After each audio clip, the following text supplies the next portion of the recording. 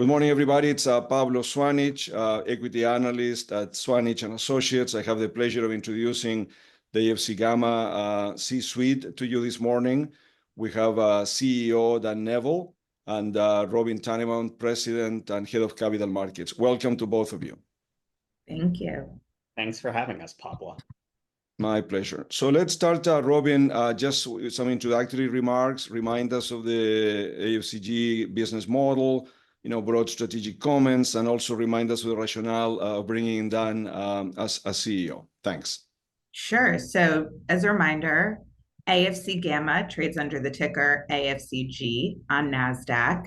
AFC is a lender to the cannabis industry. We look to lend at the operator level. So when evaluating a deal, we look at the cash flows, the licenses, and the real estate. We are structured as a real estate investment trust. So we pay out 90 to 100% of our earnings in the form of dividends, which also have a tax advantage 20% discount until 2025. The company started in 2019 and went public on NASDAQ in 2021.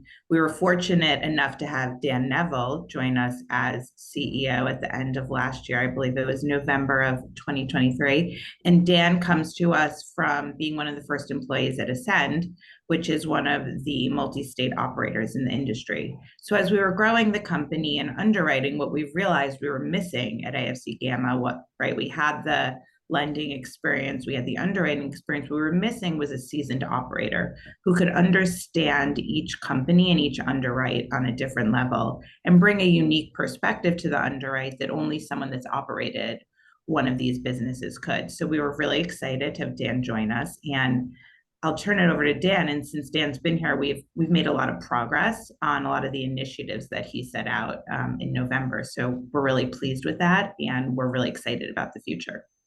Yeah, Dan, so please go ahead. I mean, obviously, tell us a bit about the changes you've implemented since you came in, restructuring or workouts implemented, high level. Thank you. Yeah, sure. So in terms of coming in, I've been in the seat for 9 months now at this point. And as Robyn said, and we've highlighted in our earnings calls, I think we made a lot of progress thus far in a relatively short period of time. My objectives when I came in were, one, to reduce exposure to underperforming credits, and whether that was through restructuring some of these loans, working out some of these loans, getting pay downs from some of these loans. We made progress, which I can get to in a bit. The second objective was to restart the origination engine. When I started at AFC, we had not, I think rightly so, originated a deal in the cannabis space for about 12 months prior to that. There was a focus on the real estate side of the business because the fundamentals of that business and the opportunities set there were attractive. As I came in, we leaned back into focusing on the cannabis space and being a lender to the cannabis space. Now with the spinoff of the commercial real estate business, we are a pure play cannabis lender. And so we had to get out back there and let people know that we were focused on cannabis, looking to new deals, and saw the fundamentals of the industry turning around to a point where we were comfortable with the underwrites and putting additional capital to work. The third focus that I had, in addition to restarting the origination engine, was making sure that we were undertaking what we call advanced underwriting. And that's just looking, with the benefit of my experience on the operating side over the last 5 years at Ascend, at these credits in a more on-site, hands-on way. I had a lot of experience at Ascend scaling up that business, and can look at grows, retail facilities, the overall supply-demand dynamics in any given state in a way that allows us to click down a couple levels on those underwrites. And we've emphasized being on site more, because I think you learn a lot being on site. I visited every single one of our borrowers at this point. Got my last one done on Monday. So happy to do that. And on some of these, I'm already on my second or third visit. And so I think that is going to help us going forward because, well, this is a new and emerging industry, and there will be some bumps in the road as we've experienced historically and going forward. We know how to deal with those situations. We know how to address it. And the best way to do that is tight underwrites on the front end. And I think we made a lot of really good progress on that front. The last thing that was really a focus was kind of acting as a true partner to our borrowers. So given my operating experience, being able to talk and advise on M&A and structuring, what's happening at the state level with AU flips, technology solutions, human capital, we want to be a true and trusted partner to our borrowers and enable them to grow and succeed along with them. So that's been the 4 kind of main focuses that I've had. In terms of the active portfolio management and reducing exposure, we've talked publicly and have highlighted in our deck that we exited the loan to public company H, which was our largest loan. That was an $84 million loan. We got out of that in June. That was a loan that was in default for a little bit under a month, and we were able to catalyze that exit. We got par plus interest plus default interest, so all the money back that we were owed from a large credit that was underperforming, which is a great outcome. Another exit that we had was a $10.5 million loan to private company I that had been a loan that was in default as well, and we got par plus all of the interest that was due to us back. And then we had reductions in our exposure to 2 loans with a 25% pay down and a 30% pay down respectively for the $16 million loan to private company B and the $53 million loan to private company H. And then the last thing that we've talked about a decent amount on earnings calls, and we're pleased to report the progress there, is the $79 million loan that was to public company G that we restructured. This was a situation where we were very active in catalyzing a solution where the dispensaries that the company had in Pennsylvania are now under MSA and being operated by one of the leading operators in that state. It's been about 3 months, and we're very pleased with the performance thus far, which we track on a weekly basis. We also had a chief restructuring officer that was put in place over the New Jersey operations, which is a great market both on the wholesale and the retail side of things, and we're very pleased with the performance there as well. So across those 5 situations, we've been very active over the last 9 months. Very pleased with what we've been able to accomplish, and we're excited about redeploying that capital to other borrowers and operators in the space and moving up the quality curve while still achieving, the mid to high teens IRRs that we target. That's great. And again, thank you for all that color. Look, I'm going to step back a little bit and talk about the industry backdrop. Of course, we want to discuss the book in more detail and then go through, your objectives in terms of portfolio expansion and also diversification goals. But let's start with the industry backdrop, the way you see it, your industry runway for growth, future capital needs, your thoughts in terms of the persistent capital demand and supply imbalance that we see in the industry. And as you talk about the industry backdrop, also talk about the competitive landscape that you face, right, on the capital supply side. Dan, I'll start with you.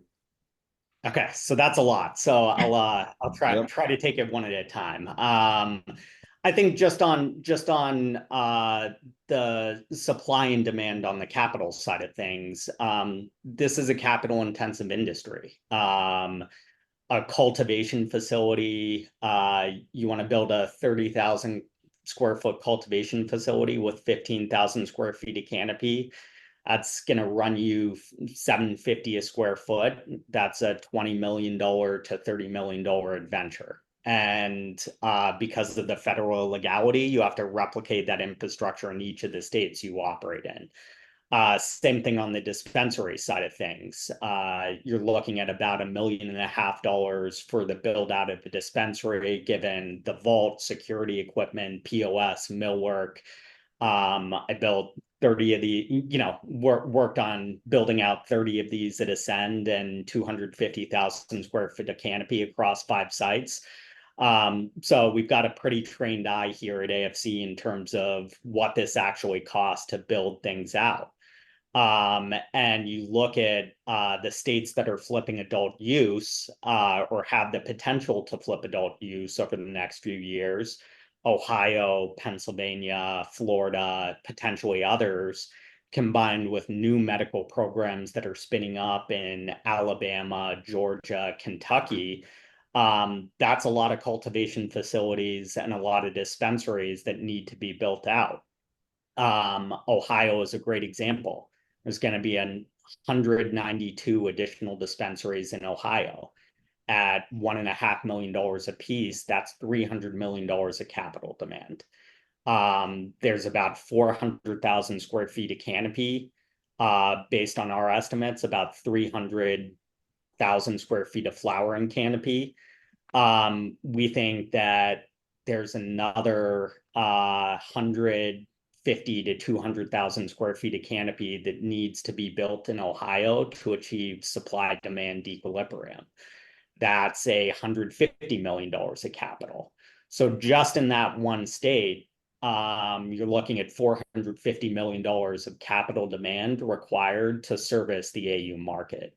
And then you have additional demand for states like Pennsylvania, Florida, the additional medical flips that are out there as well. So we have triangulated just those 3 states at about $1.7 million of incremental capital demand to turn those markets on or service AU markets. And there's just not many institutional lenders in the space. You have the mortgage REITs, which we are one. You have some of the banks are starting to participate, the Needhams of the world, the Stearns Bank, the Wrights Pratts. We honestly don't run across them too much. The structuring and flexibility and loan to values that they provide is not really competitive with our offering, and our borrowers like the boutique solution that we're able to offer for their unique capital needs. But they are out there. And then there's the sale leaseback providers. And sale leaseback volumes are down pretty significantly. You can look at the public filings. I think that structure with 13% starting yields and 3% escalators over a 15-year term is difficult to work out today, especially with the cost of capital where it is for those guys. But all in all, even stepping back, if everyone was firing on all cylinders, those 6 states have $1.7 billion of capital demand. There are new refis that are out there. There are a couple in the market today and more in 25 and 26. And there's, call it, less than 10 players that really cater to this market in a specialized way on the institutional side. So you've got a capital intensive industry on one side with high growth and AU expansion and med flips and the continued march toward legalization, and a limited number of players who actually play in this space on the other side of things. And we believe that sets up for an attractive lending environment now and into the future to support the continued growth of this industry. Go on. Sorry. Go ahead. No, go on, please, Dan. Go on. Yeah, so that's the supply demand dynamics in a nutshell. I think the industry backdrop you have, what I think is interesting is you've got a $30 billion market, 30 odd billion dollars of legal demand, but it's within $100 billion market. And if you look at usage rates among Gen Z and millennials relative to later generations in those age cohorts, they're more avid users of cannabis than prior generations.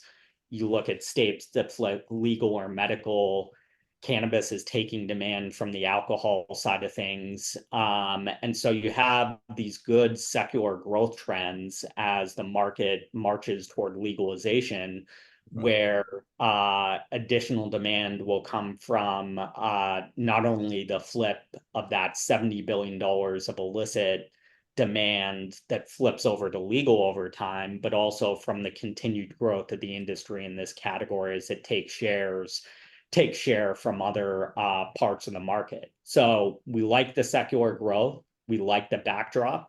We like that there's going to be a lot of capital that's required to get us to that $100 billion of sales on the legal side of things.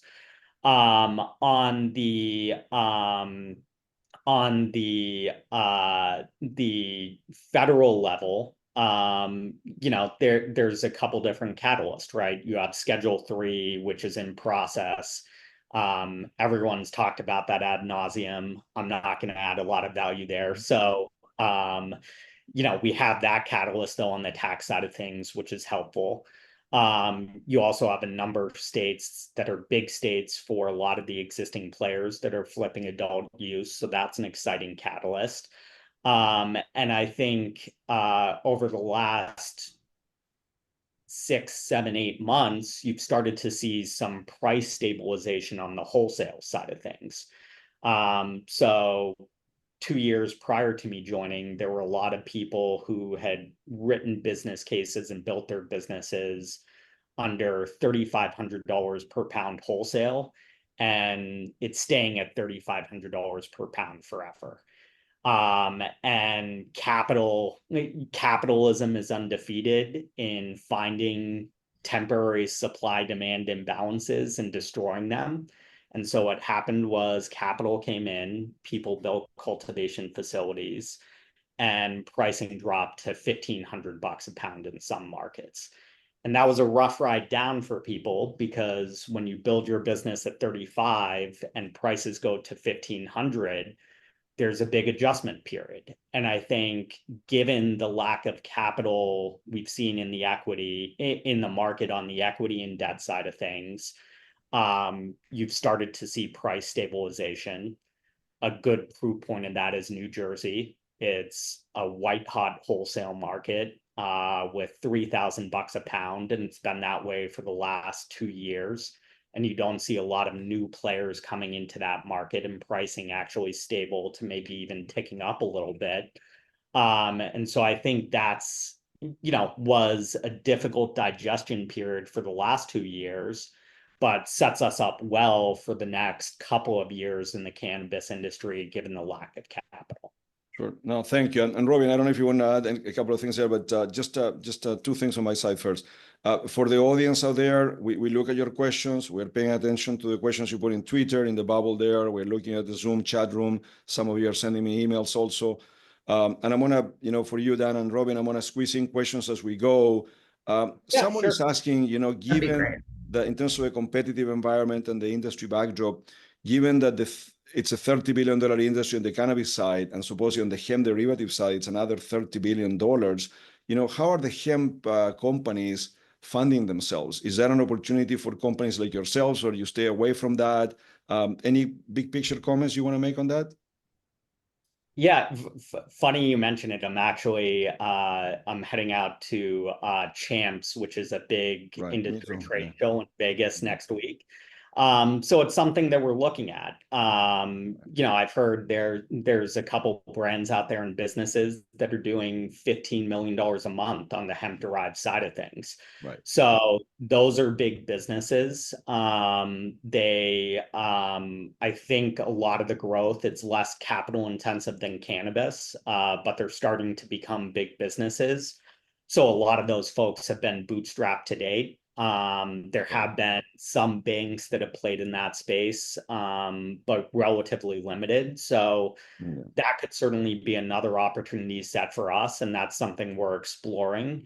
I do think for us, we'd have to get comfort on some sort of solution or stabilization in terms of the farm bill, which is a big debate today. So I think to the extent you get clarity or certainty on the farm bill and the treatment of hemp within that, it's something that you may see us active in the future. But we're going to take a cautious approach until that point. Interesting. And just a second quick question from the feed. Someone asking, if we can use the $42 million recent loan that you made to Sunburn Cannabis, how competitive was that process, right? How many people was Sunburn talking to? Maybe it's a question for them. I don't know how much you can disclose, but just touching on your point about the competition, right? The competitive landscape, just trying to understand, how that worked out. Robyn, you got the deal.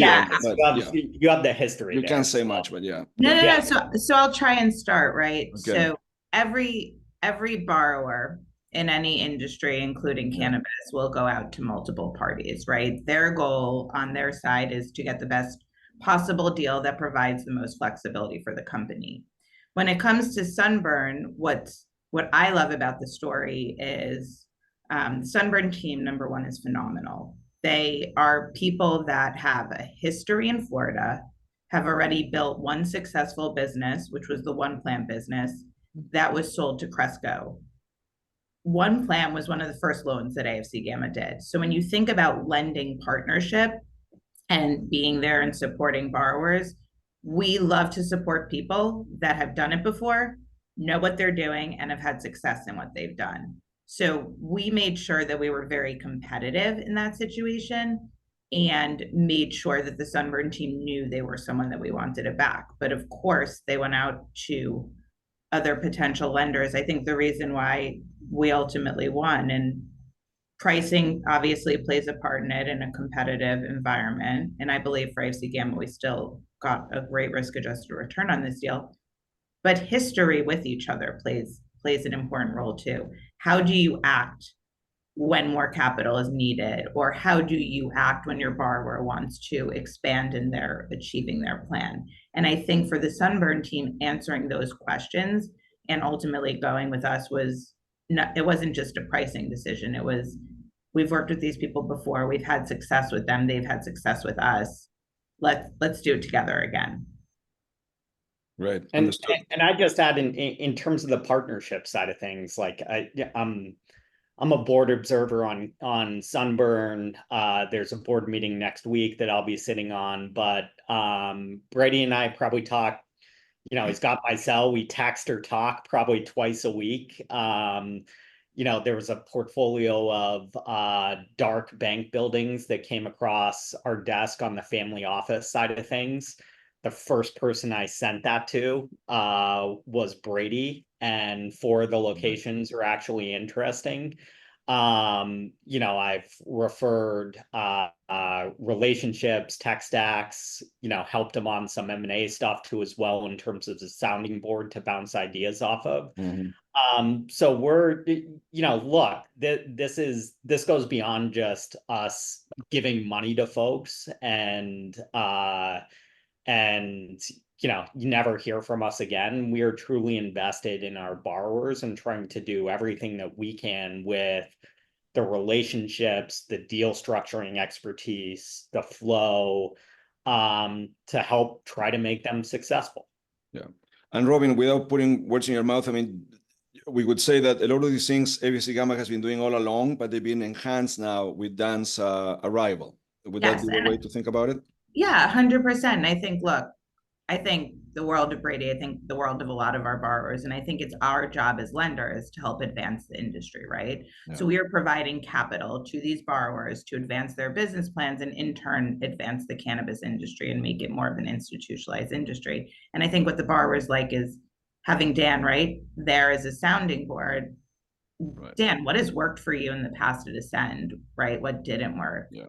We're having an issue with our tech stack. Can you tell us what you used at Ascend and introduce us to the rep that you used? So I think, yes, I'd agree with what you said. Yeah, no, thank you. Look, let's move the discussion now to the spin-off of the commercial real estate business. Remind us, Robyn, of the rationale, the triggering factors for that decision, and also remind us of the structure of the spin-off. Thanks. Sure. So let's just take a step back for 1 second and go back to 2019. The reason AFC Gamma was started was, as a family office, we identified a void in the industry. There was no traditional institutional lender to the cannabis industry at that time. It was sale-leasebacks, combination of family offices that would come together, but there was no one saying, let's put institutionalization around underwriting around the industry to help advance the industry forward. So we saw that opportunity, took advantage of the opportunity, started building a book, took it public in 2021. And as Dan said, for the 12 months prior to him arriving, the industry went through, right? The industry has historically had some ups and downs, but the industry, in our view, was going through a period of turmoil where there wasn't really new equity coming into the industry. Borrowers were struggling, and we were focused on our portfolio and playing defense. And we saw we had gotten a lot of capital back, and our job as a REIT is to deliver returns for investors. But we're not going to invest if the market says don't invest, right? This is our capital as well. We're the largest shareholders, and we view ourselves aligned with our shareholders, which is first, protect capital, second, deliver a good adjusted return. So as the banks pulled back in real estate, we saw an interesting opportunity in the commercial real estate space that we also saw in the cannabis space, which was why we entered the cannabis space, which was void in institutional lending in the space and need for alternative lenders to step up. So we started originating real estate deals, hired someone named Brian Sedrish, who built Related Fund Management, $6 billion debt business from the ground up, and started to do commercial lending deals. At the same time, we heard from our investors, new current investors, new investors, and prospective investors, that these two don't really match, right? Commercial real estate is a different investor base, that they want pure play access to commercial real estate. Cannabis investors wanted a pure play on cannabis in order to take advantage of the market, but also have access to a diversified portfolio, not just one company. So that was the rationale for the spin. The structure of the spinoff was, it was technically a dividend. So we dividended out $115 million, which was about $50 million of deals and $65 million of cash into an entity called Sunrise Realty Trust, which trades under the ticker SUNS on NASDAQ. We did that about 10 days ago now, 11 days ago, 10 days ago. And SUNS now trades on its own. The debt that was held at AFC Gamma, so the $88 million of unsecured notes, as well as the $60 million credit line, have remained at AFC Gamma. SUNS will have to, find its own credit lines and do that. And SUNS is run by Brian Sedrish. Dan and I are primarily focused on, well, Dan 100%, and I'm primarily focused, I should say, on AFC. And SUNS currently, my views on where SUNS is trading, look, I think SUNS is a really exciting opportunity also. Currently, the real estate, the REITs that are out there are playing defense. The dividend yields are what they are because people don't necessarily believe the strength of the book, and values in the REIT space are trading where they are because people don't necessarily believe the strength of the book. So for us, what's really exciting about SUNS is Southern focused US, so following the path of growth, and it's new vintage, all new vintage. There is no loan. The first loan we originated was January 4th closing. So there's no problems in the book. Currently $65 million of cash, which if you just look at where SUNS is trading, is a significant discount based on the assets that we have. I personally believe, because you could liquidate cash for cash. So we're excited about the opportunity. Brian is, spectacular and has been in the real estate industry for 20 years. And we're excited about that opportunity separate. And then we're excited about AFC Gamma to return its focus to cannabis and focus on advancing the cannabis industry. Yeah, and of course we'll focus on AFCG, but just on Suns, did the AFCG shareholders that received those Suns shares, did they have a lockup period, or could they just dispose of them right away if they wanted to? There was no lockup period. Right. Okay. Because we've seen some selling pressure on Suns, right? But I suppose it's some people just disposing of them. But it looks like a good opportunity. I know our focus is AFC Gamma. Yes, there was no lockup. Shareholders that received shares in Suns had the ability to sell those shares whenever they chose. Right. Okay. Dan, so moving on to the cannabis loan book, if we factor the exits that you talked about, we factor the commercial real estate spinoff, I think the pro forma book right now it's around 300 million, but whatever color you can give there for people trying to do the math. Yeah, so you're right. It's about a $300 million book as we stand today. As you mentioned, across 2 loans, Sunburn being one of them.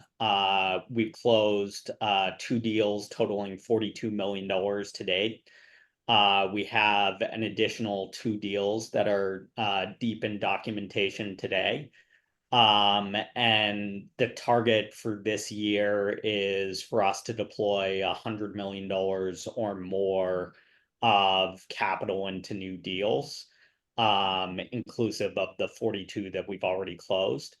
Pro forma for the spinoff, for the exits, etc., we have right around or a little bit under $100 million of liquidity between cash and the credit line to deploy into the space. And we're seeing a lot of really good opportunities. There was a recent refi in the space of Ascend Wellness. Mm-hmm. I did that loan back in 2021. It was a 9.5% 4-year piece of paper. They just refied it. It closed this week. The rate on that all in was a little over 14%. And I think that TerraSend is out in the market and would expect something in a similar context when that's all said and done. And so, you're seeing in real time publicly that rates have backed up from where they were in 2021. Can I just on that point? I mean, I'm sorry to interrupt you, but and of course continue with the flow. But that increase of almost call it 400, 500 bips, is that mostly attributable to the rise in interest rates in general, or about just a sign of the risk in the industry? Using the Ascend example. I think it's a combination of both. That was where I was going to go to as well. Go on. Right? Sorry. You've had a move up in rates generally, right? So back in 2021, 9.5% compared to the high yield index at 500 bips was pretty attractive. Now with the move up in rates, you have stuff in regular way credits that's, low single digits, and there's hair on those things too. But I think generally speaking, cannabis is still a federally illegal business. You look at casinos, they always trade wide to high yield because of the sin premium. So cannabis always has to trade wide to high yield, and high yield, at least in regular way industries, not for the index overall, but for spicier things, has moved up significantly. We see it on the commercial real estate side of things. We see it in regular way things. And so, I think it's a combination of move up in rates. Look, the industry is not what people thought in June, July, August of 2021. A lot of the digestion on the wholesale side of things happened shortly thereafter that. And then third, just capital availability. There's not many, if any, new players really entering the space. I would guess that the vast majority of the Ascend book was existing lenders, and the company did right by those lenders, but it's not a ton of new capital coming in. And that's driving the rates that we're seeing today. I think on our side of things for our business, we are, you could argue that if publics are trading at 14, that private should trade wide of that.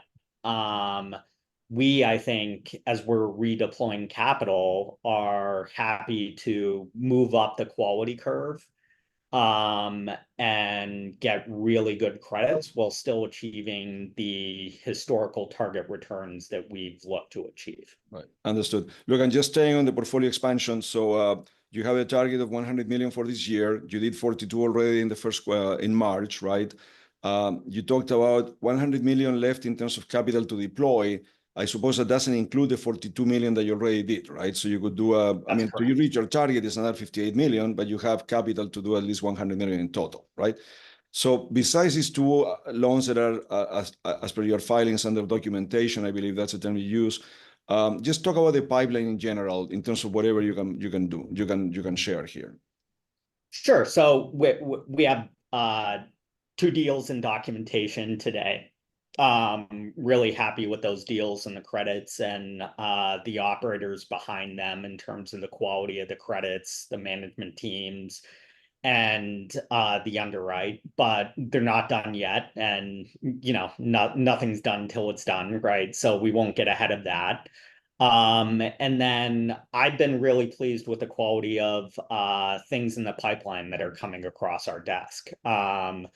The target is 100 mil and we've got 60 to go. But we obviously have capacity beyond that. And we're looking to deploy that capital and get fully invested.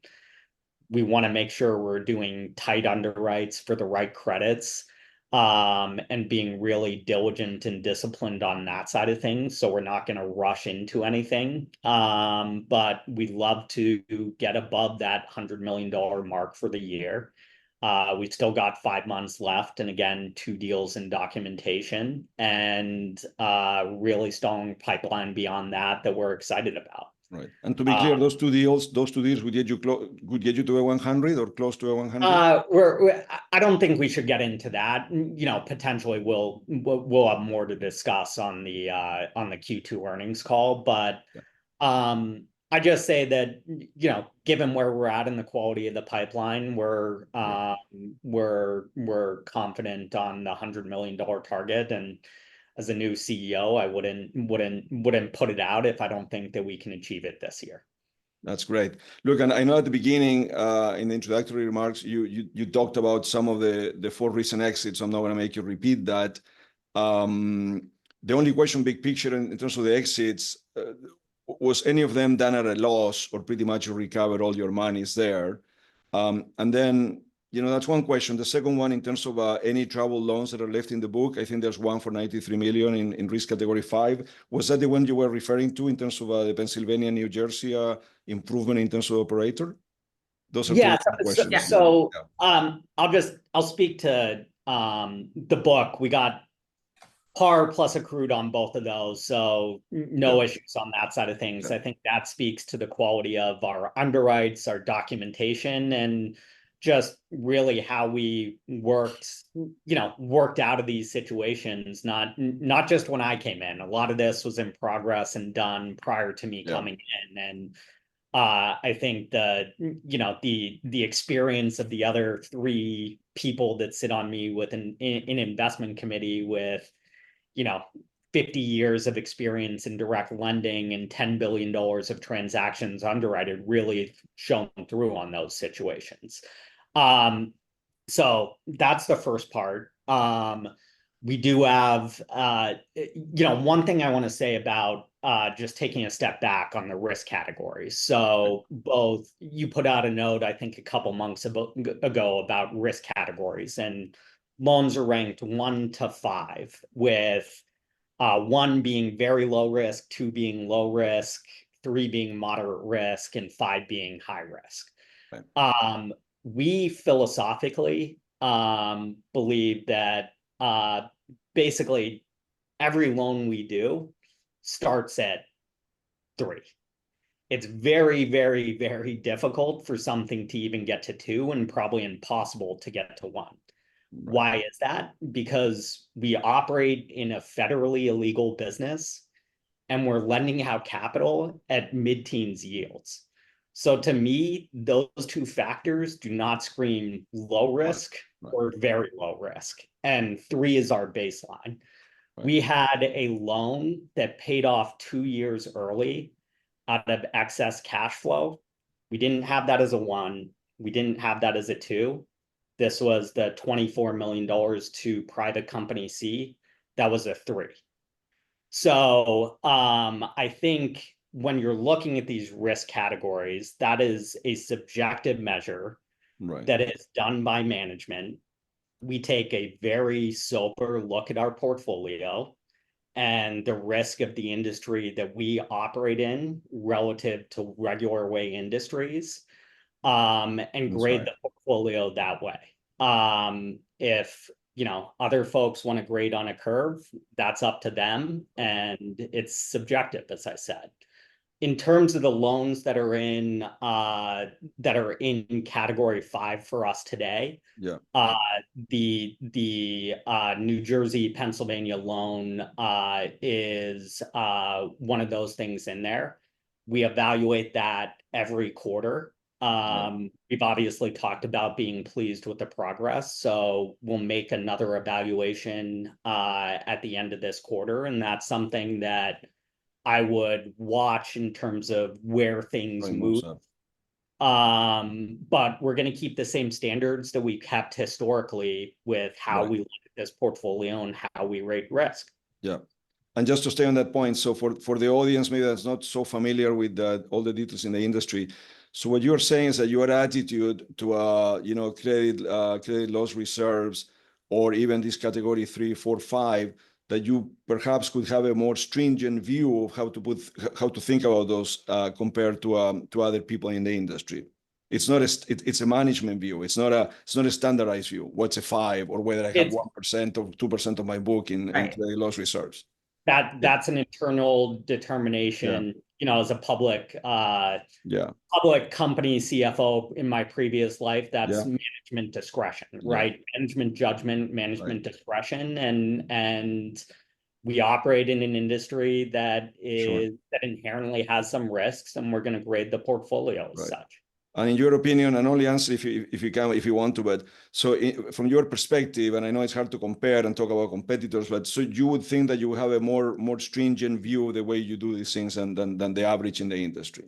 Would that? I don't want to put words in your mouth, but look, category 2 is category 2, not category 1. The full definition is. Performance has significantly exceeded expectations on financial and collateral metrics from the original underwrite. I don't know how anyone in the industry underwrote loans in 2021 and 2022 that have substantially exceeded expectations on all metrics. And that's why we, started 3. No, I hear you. No, it's good color. No, but I hear you. It's good color. I think it's good to. It's an insight that many people miss. It's difficult without knowing internal processes at other folks in the industry. It's difficult to compare. But I think it's helpful to just give investors a view into how we do it over here. Yeah. And look, and again, I'm going to go back to one point here you made, because I think this is a great color that you're adding. I think this it's helpful to investors. And I know you cannot say what you're going to do at every quarter, but in terms of that Pennsylvania, New Jersey loan that was in category 5, there's been significant improvements in terms of what you said about people that came in management in both places. So you cannot tell us what you're going to do, but logically, it would seem that the risk on those loans are lower than they were, 3 or 6 months ago. Look, I think we'll talk in more depth on our Q1 earnings call. We're a couple weeks away. Thank you. I'm an hour and a half away from the facility in New Jersey, and I'm there about once a month, and same thing with the PA dispensaries too as well. So it's something that we've said we keep an eye on pretty closely, and we're pleased with the performance thus far. And I think more one to thing, come. and I think that one thing that investors, right, in the past at least, I hope they've gotten, and Dan and I expect to continue, is on our calls, we're pretty transparent, right, about what's going on with the credit. If there has been a deterioration, why has there been a deterioration, right? In this case, construction took longer than expected.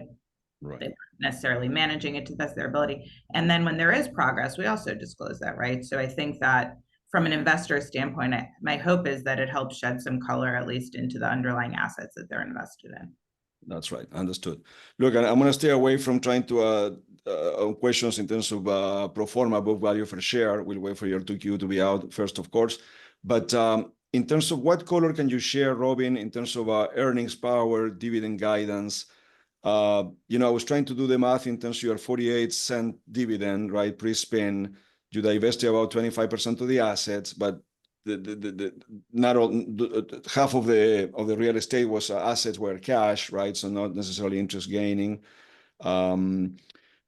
Then you had the 4 loan exits, right? So would it be fair to say a 30 to 35-cent dividend is what would be the normalized pro forma dividend? Whatever color you can share there. Sure. So as everyone knows, dividend declarations are up to our board of directors. Our board of directors has a history of paying between 90 and 100% of our distributable earnings. I think we're not going to give guidance on the dividend. As Dan said, we report earnings and we'll announce our dividend, sometime in September, most likely, as we usually do. Right. But your math in terms of 25% of assets spun off, and I've read and talked to people, right? They view it as 75% left with AFC, 25% of their dividend power and values left with Sun. So people want to do math, that's up to them. But I'd say, our board's going to evaluate it and make a dividend declaration as they usually do, taking into account, the current quarter and future quarters. Okay. All right. No, that's fine. That's good color. Thank you. Look, just moving on to funding capacity, I think you talked about, Dan, that you have 100 million left to deploy. Just remind people of, how much of that is cash, how much is a credit facility. And I know we all have access to the filings, but just big picture. And you touched on it already, but just big picture. Yeah, so it would be, of that 160 is on the credit facility. So people can do the math there. rough. There's a few puts and takes on that, Yeah. but roughly 50-50 leverage versus cash. Right. And I'm sorry, and again, don't answer if you can't, but so you do 100 million left to deploy, that's 60, that means 40 million. So you have 40 million in cash. That's much higher than my estimate pro forma, given that a lot of the cash went to the commercial real estate business. Yeah, it's about 50-50.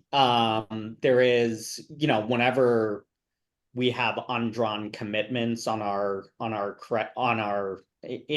book, which we disclose in our Qs, we typically will reserve against the credit line for that. So the capacity is about 50-50 in terms of how we would deploy that capital. Right.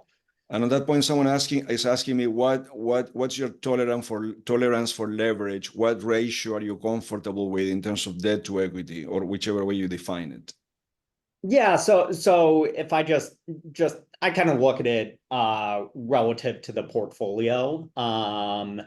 If on a net basis, we're at right around 15% today relative to the size of the overall portfolio. If we were to deploy all the cash and get fully drawn in the credit facility, we'd be closer to 35%. I think that's a comfortable level, and we'd like to get into leverage, and we're seeing good opportunities out there to earn a return in excess of the rates on the credit facility. And given the given the stability that, given that the portfolio from some of the exits and some of the work that we've done is in a more stable position today, we think it'd be appropriate to get a bit more into leverage here, and 35% is not, very levered at all at the end of the day. Yeah, understood. Look, just stepping back again, bigger picture in terms of track record, Robyn. Again, for those that are not so familiar with the story or so close to it, how you benchmark AFCG's track record over the past 4 years? If you can comment versus peer, if possible. Does the track record in part explain your discount to book value at present, while some of your direct peers trade at book? What lessons have you learned along the way? And why should we assume that past mistakes won't happen again, if there were any? Just big picture in terms of track record, Robyn. Thanks. Sure. So I think, look, one, I think part of the disconnect, we'll just say was the muddied story of commercial real estate and cannabis. That won't happen again. I think investors have spoken. This vehicle will be a pure play cannabis. So putting that aside, I think you can look at portfolio health and maybe some of the challenges our portfolio has seen that we've then worked our way out of. But I think, as Dan said, look, we take a management view, and our accounting team takes the rankings as well as CECL reserves against our assets very seriously. And as you can imagine, if you have a lower ranked asset, your reserve against that asset is going to be higher. I think the lessons that we've learned are more on the operational side, and the reason why we felt that we needed someone with an operator's view and an operator's background was to bring some of the underwriting due diligence and broader industry perspective than we had. So I think that the addition of Dan has been great, and it's only going to continue to be helpful.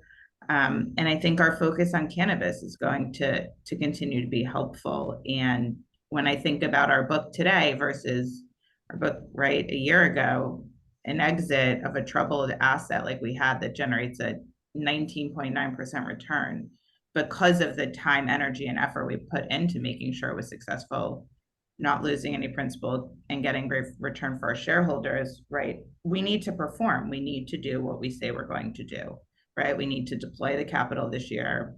We needed to make progress on our book as we have. And I think that as we keep building that track record, my hope is that we trade just as well, if not better, than our peers, because people will see that we took one approach and that approach yielded returns for them. And that's the goal. And that's my hope. That's great. I would just say, as an outside observer too, as well, you look at vintages, and deploying capital into this industry in 2019, 2020, 2021 was really tough, because it was just a brand new emerging industry with unproven operators. I think in terms of looking forward, Len, Robyn, myself, and the entire team have 5 years of history, me on the operating side of things, them on the lending side of things, of who's real in this industry and who's not, and who we want to partner with and who we don't. And that was a lot less apparent, 4 or 5 years ago, And I think luckily, because of the experience on the direct lending side and the structuring side of things, and the tight underwrites and the workouts that were happening well before I came in, we've been able to work out of these situations and have some successful exits and turnarounds here, because of the work that went on before I joined to set it all up, and the work that we've done over the last 9 months to get to where we are today. Now, past mistakes happening again, this is a new and emerging industry. Selfishly, over the last 9 months, this has been a lot of time, energy, and effort devoted to getting to where we are today. And we don't want to do it again, ever again. And So we're going to have tight underwrites, tight structuring, moving up the quality curve while still being able to achieve, still targeting mid to teens IRRs. But this is an emerging industry. There will be a bump in the road here and there. Like things just go off the rails. They're not in your control. Somebody adds a huge amount of capacity in Massachusetts, or like everyone decides to add capacity in Massachusetts at the same time and all comes on at the same time. The regulator issues a bunch of additional licenses. Like those are external risks that you can't control. And so you have to make sure that one, you're accounting for downside protection in the original underwrite. You're sitting at the very tippy top of the capital stack. So that also protects you too as well. But I think given the experience that we've had and the muscle memory that we've had over the last 9 months here, if there are bumps in the road, like we've got a playbook and we're going to be in a pretty good position to figure it out. And I think that's the reality of lending into this industry. And we're sober and realistic about it. But sitting at the tippy top of the capital stack in a growth industry and earning equity-like returns is a really good business. And we're happy to be there and happy to be deploying capital. Yeah. No, that's great. That's great color. Look, I know we're running out of time. I'm just going to read some questions here that are coming through. Sure. Just short answers. Someone asking your take in terms of what it means for your business, whether Trump or Biden wins the election. I mean, just brief answer. Goodness. Robyn, you can give your view and I'll give my view. Look, we've played the speculation game a lot, and internally we have these debates and then we say we've speculated enough, we're not going to get into it. I think one thing that we can be confident of, regardless of who wins, is cannabis industry is here to stay. There's no, putting the genie back in the bottle in terms of, I think people were a little worried during Trump's first presidency, right? Can he pull back Cole memo? Can he do some of these other things? I think industry is here to stay. Do I think that if Trump is in power, the legalization and deschedulization slows down? Yes. Do I think that there's opportunities though in both sides for us? Yes. So, I think we're well positioned for either president. I think Trump slows the legalized growth of the industry is my view. I think, to be honest, it's going to be slow either way. Democrats had complete control for 2 years. We got nothing. We're at the stage of the election cycle where the student council is promising the fifth graders a vending machine in the cafeteria. Do whatever it takes to get elected. Right. So it's been pretty slow, and I think it's going to continue to be pretty slow. I think Schedule 3, probably will and should happen, timeline TBD. And that's a good step for the industry because 280E is just a absolutely ridiculous concept on its face. But I think at the end of the day, the people in this industry care a lot more about these topics than the politicians do. And whenever it comes down to the brass tacks, they're happy to trade away cannabis for something else. But I don't think that's necessarily bad for the incumbent operators in this industry because, unlimited competition and unlimited capital can bring challenges, as we've seen historically with the overhang of more wide open capital markets in 2019 and 2021. Yeah, no, for sure. Look, and there's one more question here that has a lot of hypotheticals, right? But I'm going to read it anyway. In essence, it's really, if safe banking were to pass, what does that mean for your business, right? But I'm going to read the hypotheticals because in a way I like them, but it says something like, given all the comments, it's going to take a while for the DEA to get back and reply to the comments. There may be hearings, so very unlikely that we get the final ruling by the time of the election, maybe even not before the inauguration date. But if the Democrats lose control of Congress and the White House, maybe they'll feel compelled to pass safe banking in the lame duck. Now, like I said, those are the hypotheticals from the question, so you don't have to comment on the hypotheticals. But if safe banking were to pass in the lame duck, what would that mean for your business? I mean, it's just it's like we try to run our business on the 50% or 75% probabilities. That's like so far down the probability tree. Safer banking in European. I'm sorry, you're saying very okay. No, I hear you. That's what you mean there, right? That very low probability for safer banking passing. Go on. If the Democrats want to pass, well, first off, there's a split House and Senate, so I don't understand. Right now, no. Good point, right? In the lame duck, so I don't understand how that gets done. But two, I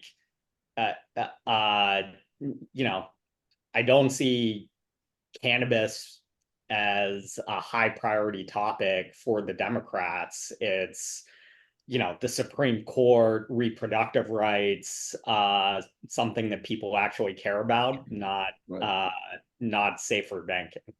Yeah. And we've seen it time and time again that it's not priority. Schumer won't even bring it for a vote. So that's the Democrats telling you where the priorities are. Yeah. I mean, maybe never say never, but no, I hear you. No, that's good. Look, I know we're passing. The comment could hit us, in a couple days. Theoretically, I'm not too worried about it. Understood. Look, I know we're past the hour. I mean, thank you very much to Robyn and Dan for joining us today for this conversation. We very much appreciate you taking the time here. So, Robyn, maybe Dan, closing remarks, and if possible, pitch your stock to investors listening here. Thanks. So I think first, thank you so much for hosting this, Pablo. It's great to get to speak to all the investors that have decided to join us today. And we hope that everyone will join us on our earnings call, August 7th, so that they could hear more about the story, hear more about the progress that we've made as we get all of, the updates and the information out into the open. I think what's really exciting is, look, cannabis is a risky industry, but it's a very exciting industry. It's a growth industry. And I believe that our stock is a great way to play that industry. One, you're not wedded to one operator. Two, as Dan said, you're at the tippy top of the capital stack. And when you can get equity-like returns at the top of the capital stack in a diversified portfolio of assets versus one operator, that to me as an investor, which is why I'm invested as well, is really exciting. And I think that, right, as now we're a pure play cannabis and our stock and our focus turns to that, look, we're going to keep supporting operators. We're going to, as we have a unique view and expertise, I believe, with Dan and our direct lending background, we're going to continue to be a lender of choice for a lot of these operators. And I think as we continue to diversify the portfolio and generate these returns, it's a really exciting place and a really exciting way to play cannabis. No, that's great. Dan, any closing comments? That's why Robyn heads up capital markets. I'm not going to top that. So I'll leave it at that. But thank you very much for having me, Pablo. And, I think we were, for the last 9 months or so, really heads down, focusing on some of these strategic goals that we had in the portfolio. I think going forward, now that we've spun off from spins and we're pure play cannabis, we're looking forward to getting out more and talking to investors and telling our story, because I think, as Robyn highlighted, it's an exciting story, and we're happy to be pure play cannabis and leaning in here. Yeah, no, that's great. Again, thank you very much to both of you, and thanks to everyone that joined our call live. Thank you. Have a good day, everyone. Thanks. Great. Thank you, Pablo.